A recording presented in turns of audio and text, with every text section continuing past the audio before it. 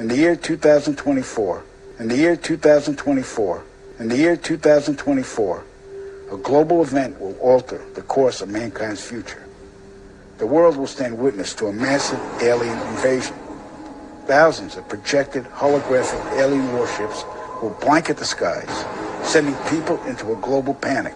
Real military crafts within the holograms will inflict actual damage to the surrounding areas to sell the gimmick, to sell the gimmick, to sell the gimmick. Some of y'all sleeping weak and it's tragic. God is the king and music is my passion. The devil out here having y'all distracted. Just call on YAHAWASHI God. We toss and turn, sometimes can barely sleep. Oh my, we come and go and do just what we need. Oh my, watches everything you do and think. All praise to the Most High. First and foremost, I want to give all praise and glory to the Most High God, whose name is Yahawah, and we do so in the name of His only begotten Son, who the world ignorantly called Jesus Christ, whose real name is YAHAWASHI in the Paleo Hebrew, brother Kayala Yasharala, and brother Yala, man. Khan, all praises, man. To the Most High God, who's allowing us to make this video today. I hope this is edifying to the all 12 tribes of Israel. And all praises, man. Let's get into this thing, man. So as you saw at the beginning of the video about the Blue Beam project, you know, that they're trying to implement in the year 2024. Right, we're in the year so-called 2023, and so it ain't too far away, man. We'll touch more back on this, you know, later on. But yeah, man, we're dealing with a demon, a real demon, man. As you saw, this Edomite right here at the beginning of the video was telling you what the government plans to implement in the year 2024, and this was recorded in the 90s, you know. Project Blue Beam, they're gonna fake some type of invasion. They might try to say it's the return of Christ. You know, they might try to say it's a UFO invasion, but however you twist and turn it, they're gonna try to fake some type of invasion to put the people in panic and to try to form a one world government, which we know is not going to happen. And their ultimate goal is to implement the mark of the beast, you know, which is the microchip that is going into your hand or your forehead, according to Revelations 13 and 16.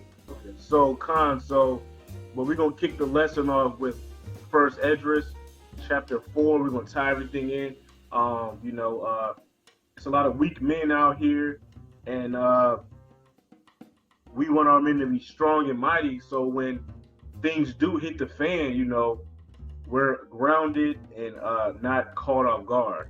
So, matter of fact, I was going to read it, but hey, man, if you can read first Esdras 4, like 1 through 3 right quick, Bob Kashar, because I don't want to do too much talking about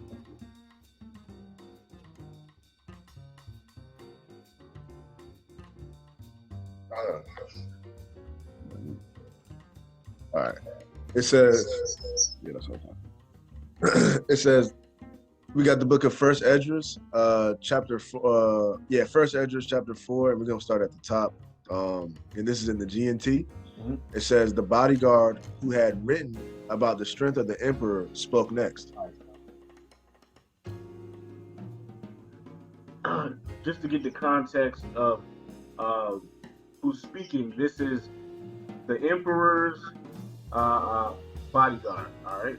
Verse 2, it says, gentlemen, he began, nothing in the world is stronger than men, since they rule over the land and sea, and in fact, over everything in the world. Stop there. So, you know, we know the Most High is the most powerful. So Everything in the Bible is not thus saith the Lord. You know, when Paul was speaking, that wasn't thus saith the Lord. So these bodyguards' words are not thus saith the Lord.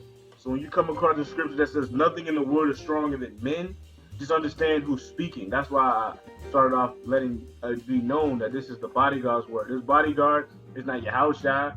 He's not Moses. You know what I'm saying? He's not Elijah. He's a bodyguard. He's a man just speaking. So understand when he says nothing in his word is stronger than men, this is not thus saith the Lord. So keep going, King. You're muted, bro. Verse 3. But the emperor is the strongest of them all. He is their Lord and master, and men obey him no matter what he commands. If he well, it was just 1 through 3. Okay. Strongest of them all, he is the Lord, their master, and men obey him no matter what he commands. So the bodyguard is just basically saying like the emperor has a lot of power, right?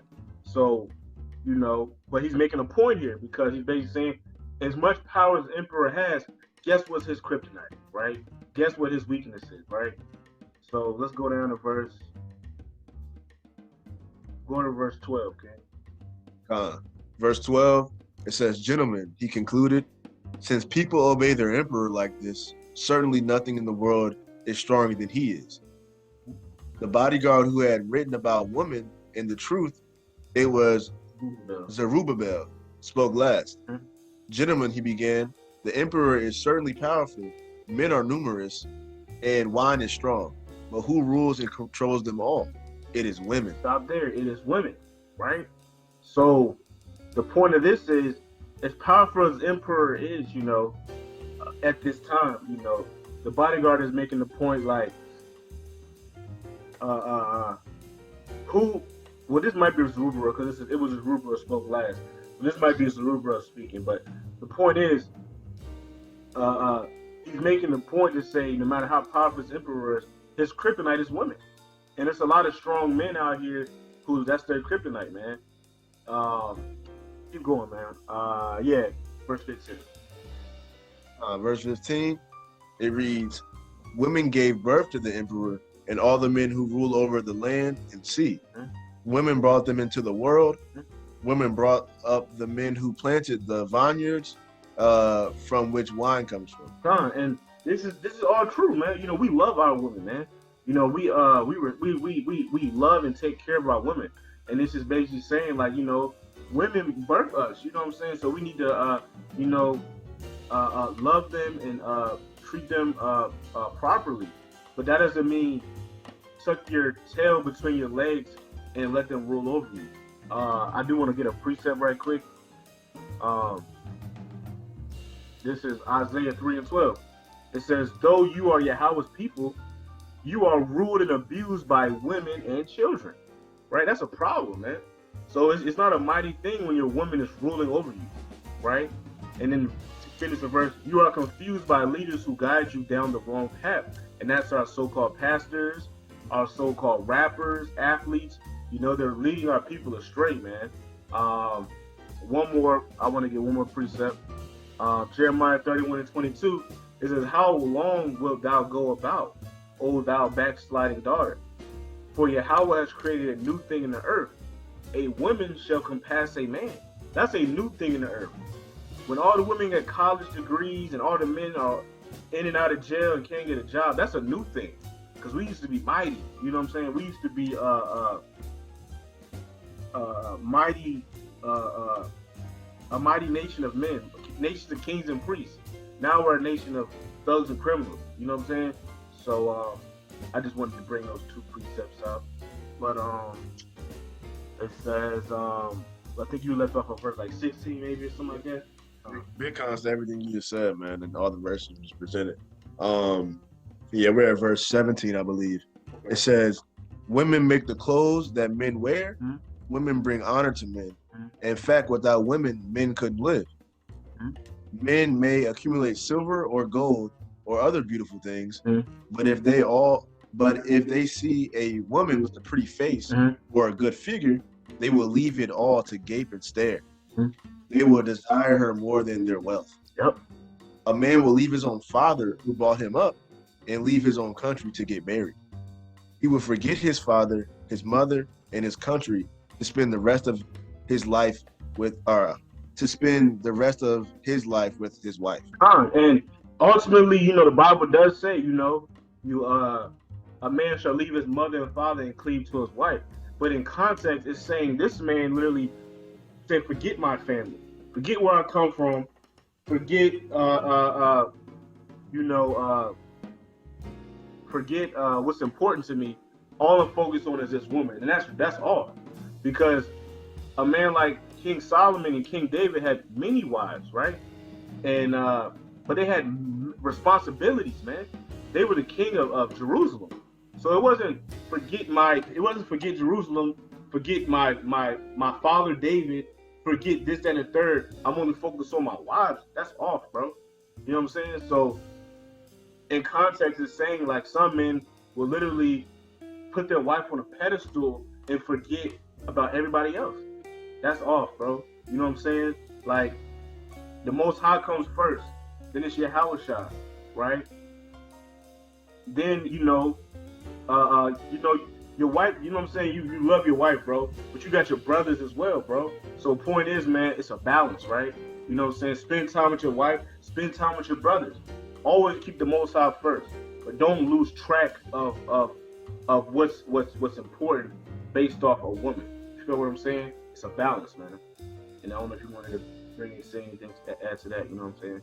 No, that's 100% facts what you're saying, man. Like, you can look at a modern example today, like the Will Smith situation. The Will Smith and Jada Pinkett. Mm-hmm. This man, Will Smith, is literally willing to be embarrassed in front of millions and millions and millions of people, the whole world, really, over the fact of a woman who's not even really his wife anymore. A woman who cheated on him and committed adultery, and he's willing to risk that embarrassment all because of this woman. You know what I'm saying? Yep. So that shows a lot of what's going on right now, and of men who have money and wealth and whatever, like you said, will throw it away all, or like the Bible says, will throw it all away for a woman. So that's what that's man.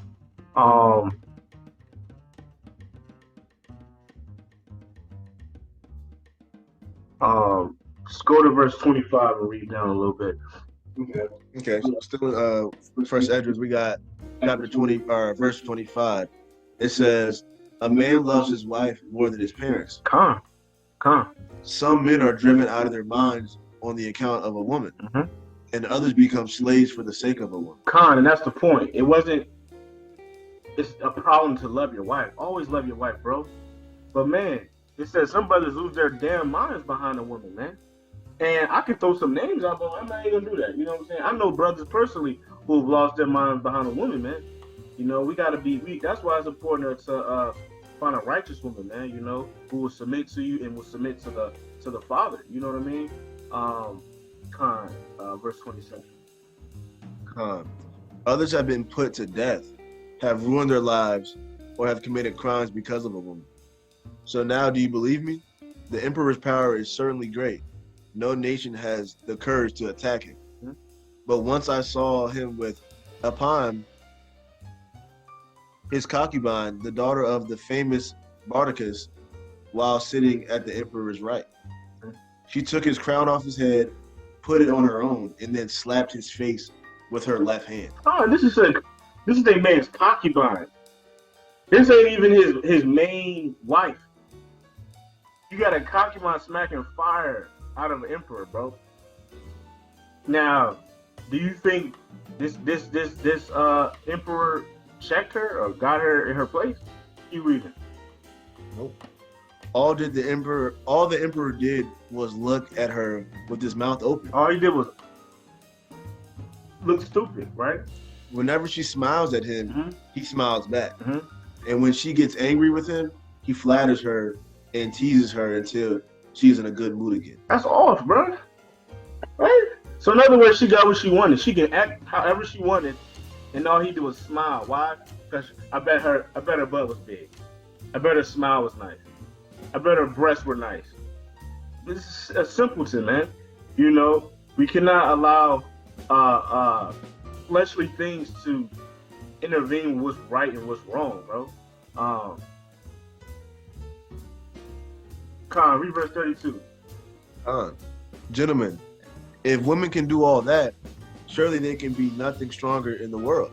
Right, and then, like I said, this is not thus saith the Lord. So we know that there is something way stronger than a woman in the world. That's a man. We know it's something way stronger than a male Israelite. YAHAWASHI, we know it's something stronger than YAHWAH.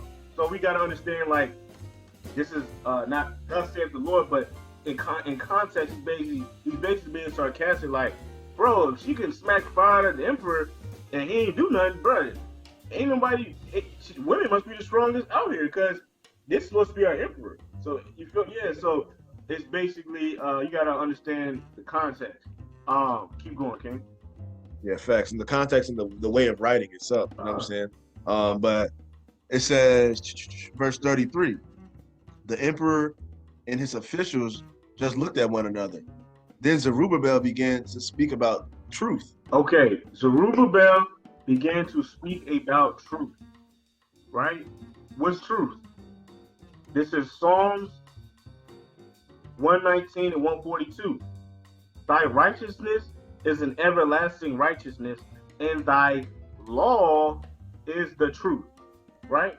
So who began to speak about, what did Zerubbabel begin to speak about? Truth. So he's speaking about the law. Keep going, King. It says, yes, gentlemen, he said, women are very strong, but think of how big the earth is, how high the sky is. Think how fast the sun moves as it rapidly circles the whole sky in a single night, or in a single day. Salat. If the sun can do this, it is certainly great.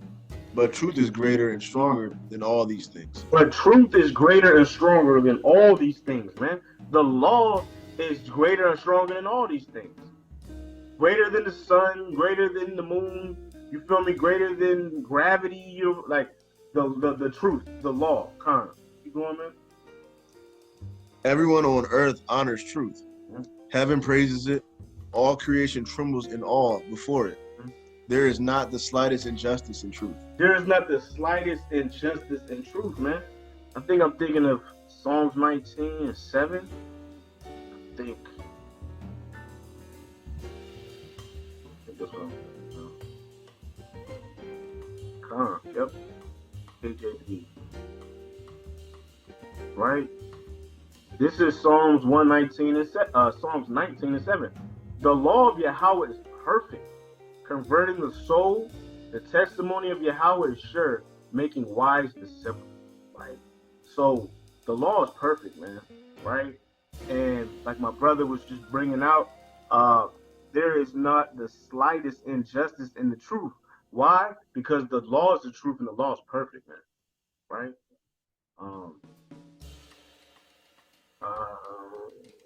Yeah, keep going, bro. You will find injustice in wine, the emperor, women, all human beings, and all they do, and in everything else. There is no truth in them. They are unjust and they will perish. Right. They are unjust and they will perish. If you don't keep the laws of God, you are unjust and you will perish. Keep going. But truth endures, and it is always strong. It will continue to live and reign forever. Forever. This law is forever, man. Right? Christ, Mashiach YAHAWASHI, said that this law is forever, man. Yeah, 15. Yeah, man. Let's see. I'm gonna get it in another translation because they like to play a game with the King James. You can't play a game with the good GNC. This is YAHAWASHI's words. Do not think that I have come to do away with the law of Moses and the teachings of the prophets. I have not come to do away with them, but to make their teachings come true. That's plain. But they'll go to that King James and play a mean game with that. Because it says fulfill. And I can break down what fulfill means. But yeah, but exactly. The con. But repeat this, verse 18. Remember, con, man. It says, remember that as long as heaven and earth last, not the least point nor the smallest detail of the law will be done away with, right? So this is why in First Esdras it says that, where's it at? It says that the truth endures and is always strong, and it will continue to live and reign forever. Why is it saying that? Because the law is forever, right? As long as heaven and earth are here, the law exists. When Christ comes back, we're gonna still be keeping the law, bro. Feel me? Not until the end, and not until the end of all things. Come. And then 19 says, so then whoever disobeys even the least important of the commands and teaches others to do so will be the least in the kingdom of heaven. On the other hand, whoever obeys the law and teaches others to do the same will be great in the kingdom of heaven. It's over, bro. So you feel me? Like that's what I say. It's so funny how they've taken that King James Bible and did numbers on it, created Christianity. Some brothers in the truth who created their own doctrines based on Paul's epistles and stuff like that. And I like all the translations of the Bible. The GNT is pretty cool because you can't play a game. You can't take the, and I have a physical copy of the GNT right here, and it has an apocrypha in it. You know what I'm saying? You can't take this book right here and make it create fake doctrines out of it. It does not. You can't do that. You feel what I'm saying? You can't do that. Nah. Yeah, they can try. Good luck. It doesn't say Easter. It says Passover. You know what I'm saying? It's over with, bro. Like, all right, Con. So verse 39, truth shows no partiality or favoritism. It does what is right, rather than what is unjust or evil. Everyone approves what truth does. Con, and that's plain. Rather, it does what's right rather than what's unjust or evil. That's what Esau does. There's no truth in Esau, right? The truth is the law. If we all kept the laws of Moses, it wouldn't be wars. It wouldn't be a mark of the beast about to be implemented. Holograms about to a fake hologram alien invasion or whatever they got planned. You know what I'm saying? So we understand that the truth has no favoritism and it does what is right. Why? Because the law is perfect. And I like the way that's worded right there, man. It's pretty much, to me, that what that verse 39 says is the truth is black and white. It has no feelings. It's not about, oh, well, they only had us in slavery for 40 years, but that's not the same people that, you know what I'm saying? That wasn't me, though. That has no feelings about that. You got to atone for that stuff, man. This is the truth. The truth is the truth. You got to atone for what your father did, man. That's truth. It hurts sometimes. It might sting a little bit, but it is what it is. There's nothing you can do about it. Verse 40, though. Its decisions are always fair. Truth is strong, royal, powerful, and majestic forever. Forever. Let all things praise the God of truth. Who's the God of Yahawah? Yahawah's the God of truth, bro, not lies. Who's the God of lies? Satan, right? The Bible says that Satan is the God of this world. Yahawah, by Shema Mashiach YAHAWASHI, is the truth of, it's the God of truth, man. I wanted to say that, bro. When Zerubbabel had finished speaking, all the people shouted, "Truth is great, there is nothing stronger." Then the emperor said to him, "You may ask anything you want, even more what was agreed, and I will give it to you. You will be my advisor, and you will be granted the title relative of the emperor." This is 2 Thessalonians chapter 2, verse 11, and it says, "And for this cause, Yahawah shall send them strong delusion that should believe a lie." These people don't believe the truth. We go out telling the Israelites, they're like, "No, I'm not." We go out there and tell you got to keep the law. No, I don't. We go out there and telling you the chosen people. No, I'm not. They don't want to believe nothing we say.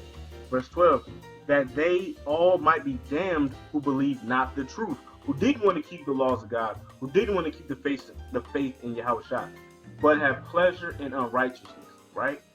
And now we're going to segue into what's about to happen to these clowns, man. Hey, man, I want to give a shout out to brothers out there in Sakari, you know, holding it down, doing the work of the Lord, they've been doing the work of the Lord for years now. I learned a lot from those brothers.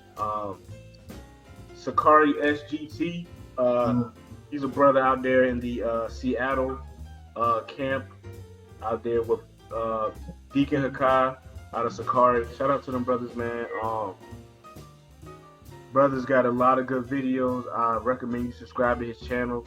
A lot of good content. One video in particular that I learned a lot from was this video right here, and we're gonna touch on what our so-called government has planned here in America. And so let me see. Let me play a little bit of it.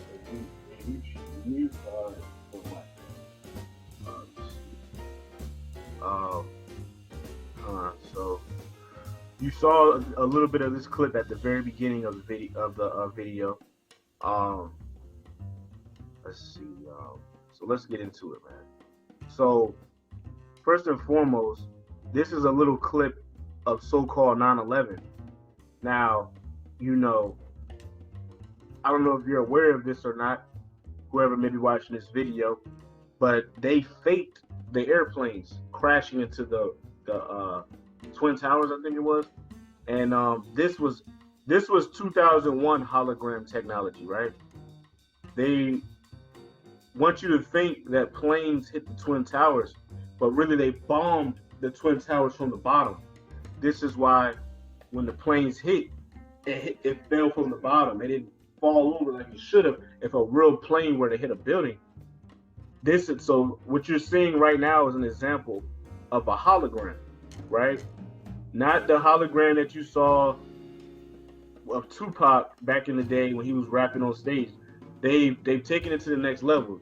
They have holograms of airplanes, spacecrafts, all type of stuff. You can hologram a whole city, is what you're about to see here in a second. So I definitely want to play this video. Like I said, I got this video from brothers over there in Sakari SGT out of Seattle, Washington. So let me play a little bit of this.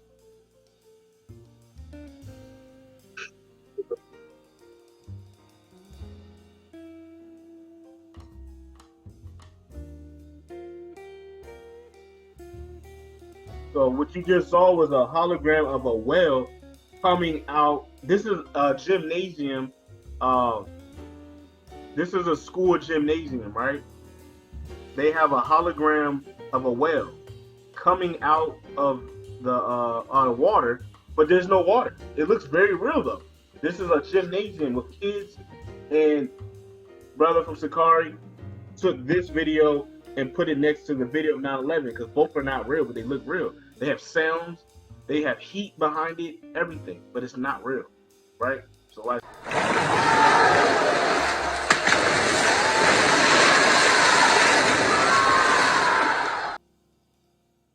Run it back one more time.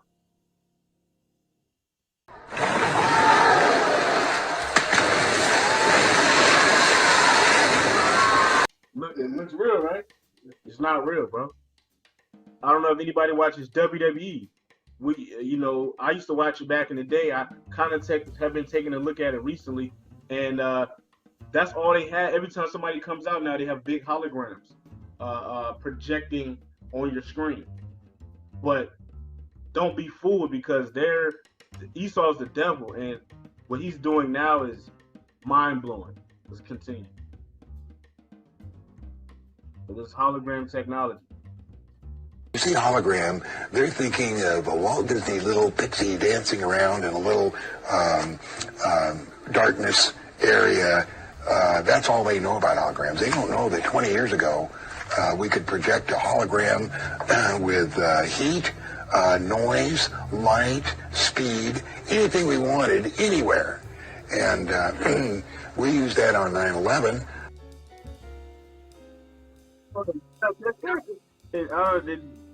We used that on 9/11. That's what their airplane was. It was a hologram. We used that on 9/11. We used that on 9/11. A new world order. A world where the rule of law, not the law of the jungle, governs the conduct of nations. When we are successful, and we will be, we have a real chance at this new world order. A new world order.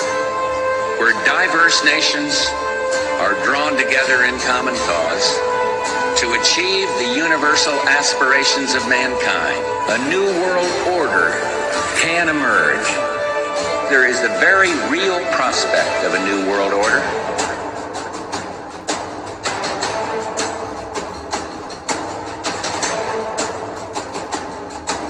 You cannot prove a lie. Well, you say, for example, that there were no planes that hit the World Trade Center. Is that your contention? Well, did you see the videotape that the rest of us saw? What you will see is a fake, a cartoon display. You're suggesting that there's some kind of cartoon animation there. You're suggesting that the news media was a part of this. Yes, those pictures came from the news No, media. taking fire. What's the bomb? Bombing in all the building. Brother said, what plane? What plane y'all talking about? I ain't seen no plane. You saw a plane on TV, and like I was telling Anya about it, man. Like, you know, when I was a kid, bro, in 2001, they had everybody mad at Arabs, right? Thinking they were terrorists and all that crap. And people, they even faked the funerals of the people on the plane, bro. This is the devil we're dealing with, man. Let's start that war. And this is what they do. Instead of America just invading Iraq or Iran or whatever, they want to stage something to make it seem like this is why we're doing it. That's what deceivers and devils do. Why not just be real about it? Okay, we want y'all all. What's up? Why y'all gotta lie and play games and wickedness, man? Bro.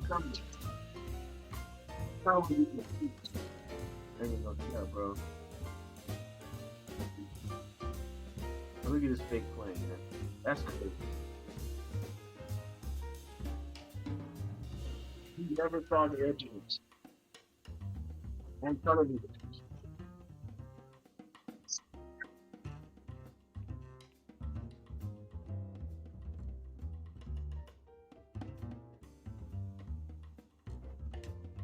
Yeah. Now this is real wicked right here, man. They projected a city in the air, and then lied about what it was, talking about the air pressure called. No, bro, like this is wild. Stations, and there's even a clip of it. Chinese news station. There was people reporting they saw a floating city in the skies above China. It was on Chinese news stations, and there's even a clip of it.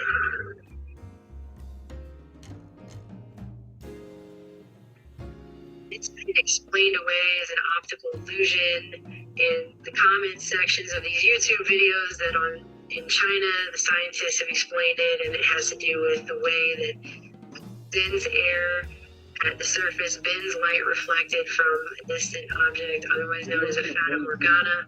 Looks something like this. This video surfaced out of China, and the city is floating in the clouds. Of course, we can't verify if the video is real or not, but we have seen things like this before. This is the type of superior mirage called a fata morgana, where air temperature at the surface. Fata morgana. They make up names for it. This is crazy, bro.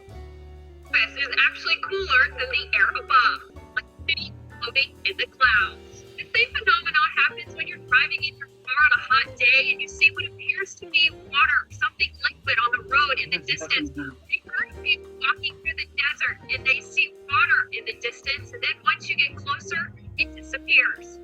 Light waves travel through the atmosphere from the sun straight to the sky, but they actually travel through the atmosphere at different speeds. A mirage occurs when the temperature on the ground is hotter than the air above. When light travels through the cooler air into that warmer air near the ground, the light is refracted or bent.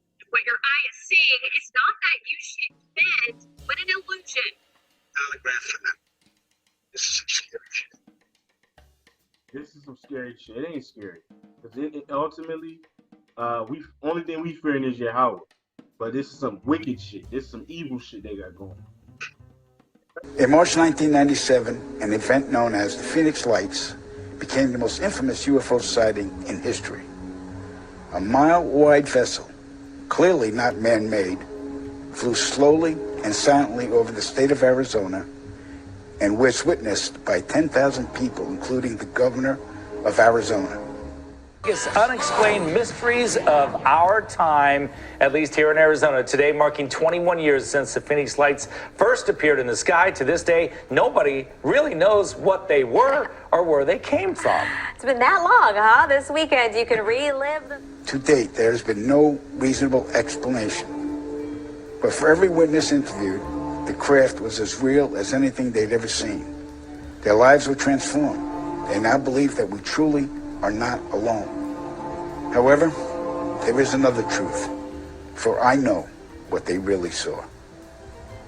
In 1986, while stationed at an underground installation near Boulder, Colorado, I was introduced to Project Skybeam by Lieutenant General Andrew Garris. I was then led down a corridor and into a large hangar where a stealth bomber hovered only 20 feet above me. I stood there confused. Then Garris looked over at me and smiled, then asked if I was certain of what I was seeing. I replied, of course. What else could it be? I was then shocked to find out that this wasn't a real craft. It was a projected hologram. Since the early 1950s, scientists have been developing holographic technology, and over the years improved it to a state that we can only imagine. As I stood there staring at the bomber, which looked so absolutely real and solid that I could reach up and touch it, I contemplated the possibilities. What if this projection was 1,000 feet up in the sky? How would anyone know that that was an illusion? The Phoenix Lights craft, witnessed by 10,000 people, was the first grand-scale skybeam test upon the public. It succeeded beyond expectations. In October 1938, Orson Welles unleashed his War of the Worlds radio broadcast to the American public. It was so realistically portrayed, vast portions of the population went into panic. Terrified citizens scrambled to evacuate their cities in droves. America had been easily tricked by very simple means. To amplify this response, those who are truly in power, not only our country, but all the countries on the planet, and who are the true purveyors of the depopulation process, have formulated the final stage of their sinister plan. In the year 2024, a global event will alter the course of mankind's future. The world will stand witness to a massive alien invasion. So he said in 2024, this is what they plan on implementing. Now, this is not the Most High God. This is an Edomite. But this is an Edomite spilling the beans. So we got to use wisdom, knowledge, and understanding. If it doesn't happen, I'm not going to cry myself to sleep. I'm going to be like, hey, it didn't happen. But if it does happen, I'm going to know what's going on because I was watching, as the Bible tells the children of Israel to do. We're watching it. We're watchmen of Israel. So, like I said, you've seen this clip already at the beginning of the video, but this video had to have been from either the late 90s or early 2000s. You know what I'm saying? This man ain't got no reason to lie. What is he benefiting for? And he said 2024, and this way we in so-called 2023, bro. You want to say anything, bro? Like, good. So let's run it back.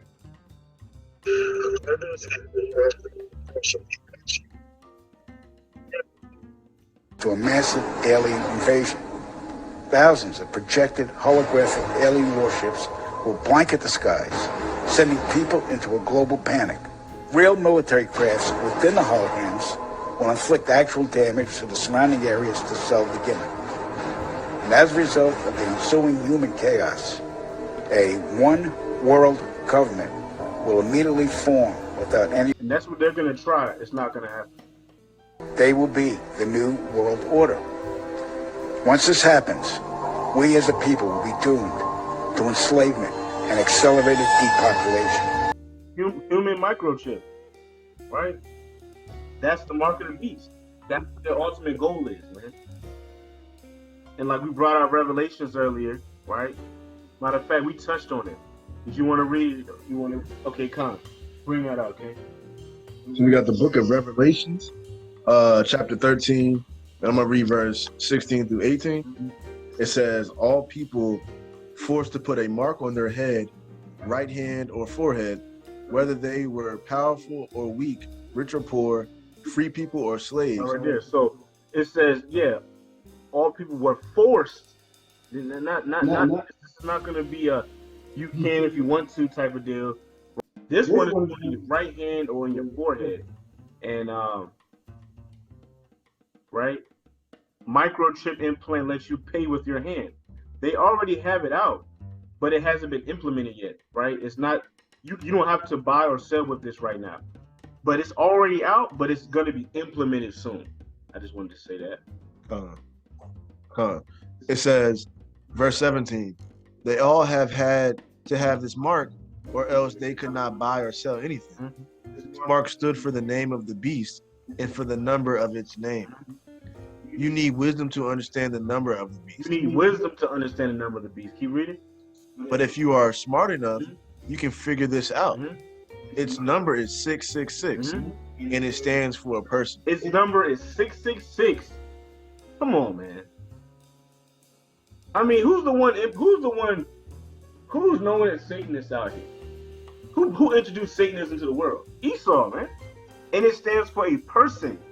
This is a person, man. This is a devil. This is Esau, man. This is Esau's ultimate goal, man, to implement this mark. We wanted to bring that out, man. With that said, the only hope for human salvation is to acquire and spread the knowledge of these activities and agendas. Only hope is to spread the knowledge of these activities, man. That's what we're doing, bro. This is Esau saying it. You feel me? It's a devil saying it. But sometimes they say some real stuff. What he's saying is real. This is what we're supposed to be doing, man. We're not supposed to be getting sturdy, whatever they're doing. I don't even know what they're doing. I know about that one. They ain't even doing that garbage, bro. We're supposed to be informing our people on what's about to go down in this country. Resist, retaliate, then conquer this imposing enemy. The time is now, as humanity is rapidly approaching its final days. Final days. We in the last days, man. We in the last days, and it's sad it takes Esau to say it. You know what I'm saying? It just, but I'm led to believe. Well, I'm pretty sure this man was working with the FBI or military or something like that. That's how he even knows the information. He's not one of those guys who. He one of them guys who didn't give a damn, and he was willing to put his. He might be dead.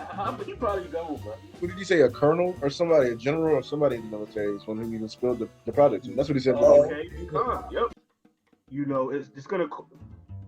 The government is gonna be the one causing real damage, the same way they caused real damage in 9/11 with the bomb that blew up the Twin Towers. But they're gonna blame it on the hologram, like they blamed it on the airplane. They're gonna blame it on the holograms that are gonna be in the sky, and they're gonna use real weapons to hit these fake holograms and cause real damage on major cities. And they're gonna try to implement this one world order. It's not gonna happen, but they are gonna implement the mark of the beast because that's biblical. And so, aware of what's going on, because Esau is a devil, and we need to be 10 steps ahead of our enemy. So it's the same thing. The holograms are not going to be killing anybody. The government will. So it's all a foretell of what's really about to happen. You know what I'm saying? So we just gotta understand. We gotta be wise as serpents, harmless as doves, like YAHAWASHI said, and not be dummies, man, and not be believing our enemies, man. I do want to read one precept before I close out, because I just thought of something. We're going to close out with this one, unless you got anything else you want to bring out, you know what I'm saying? Put it on the screen. Yeah, it's coming. I'm going to put it right on the screen. All praise to Yahawah by Shema Mashiach YAHAWASHI. Another Shabbat. We still here in captivity, man, but we got to endure to the end, man. And we can't let this world, distract us. Because time is running out, man. And it's no time for BS, bro. You want to bring that up. So we got the book of Luke, chapter 5, verse 31. And this is in the NLT. It says, YAHAWASHI answered them, healthy people don't need a doctor. Sick people do. That's huge, man. But, we got the book of Psalms, chapter 118, verse 9. In the GNT, it says, it is better to trust the Lord than to depend on human leaders. That's plain. It is better to trust in Yahweh than to depend on human leaders, man. So, you know, it ties into what we're just talking about, because when shit hits the fan, they're not going to be trusting in the Most High God. They're not going to be trusting in the law and the Son, YAHAWASHI. They're going to be looking towards the government. And guess what the government is going to do? They're going to look at him and say, this is your answer. This is the answer. Yep. Do this, and you'll be all right. And with that, hey, man, we give all glory and praise to Yahweh by YAHAWASHI, man. All praises, man. All praises, man. Shalom to the 12 tribes of Israel. Hope you're enjoying your Shabbat. Call me Asherah Shalom. Shalom.